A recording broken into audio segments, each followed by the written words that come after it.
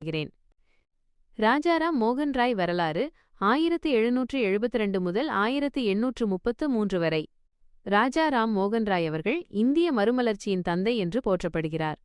வங்காளத்தின் ஹூக்ளி மாவட்டத்தில் உள்ள ராதாநகரில் மே 22, 1772 பிறந்தார். இவர் ஒரு சீர்திருத்தவாதியாகவும் கல்வியாளராகவும் பன்மொழி புலவராகவும் திகழ்ந்தார். முக்கிய பங்களிப்புகள். பிரம்ம சமாஜத்தை நிறுவியவர். இவர் 1828 ஆண்டில் பிரம்ம சமாஜம் என்ற அமைப்பை நிறுவினார்.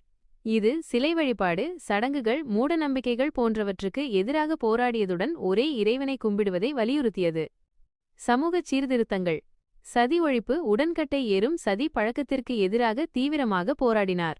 இவரது முயற்சியின் விளைவாக 1829 ஆண்டில் அப்போதைய ஆங்கிலேய கவர்னர் ஜெனரல் வில்லியம் பெண்டிங் பிரபுவால் சதி பழக்கம் ஒழிக்கப்பட்டது. பெண் உரிமைகள், பெண் கல்வி, விதவை மறுமணம் மற்றும் பெண்களுக்கு சொத்துரிமை ஆகியவற்றுக்காக பாடுபட்டார். குழந்தை திருமணம், சிசுக்கொலை, பலதார மணம் போன்றவற்றுக்கு எதிராக குரல் எழுப்பினார்.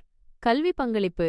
ஆங்கில கல்வி மற்றும் நவீன மேற்கத்திய முறையிலான கல்வி இந்தியாவில் அறிமுகப்படுத்தப்படுவதற்கு ஆதரவு அளித்தார்.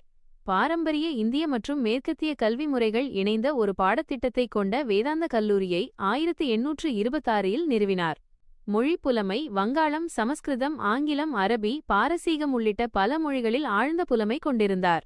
வேதங்கள், உபநிடதங்கள் ஆகியவற்றை பயின்று அவற்றின் சாரத்தை ஆங்கிலம் மற்றும் வங்காள மொழிகளில் வெளியிட்டார். மற்ற தகவல்கள். பத்திரிகையாளர். இவர் ஒரு சிறந்த பத்திரிகையாளராகவும் திகழ்ந்தார்.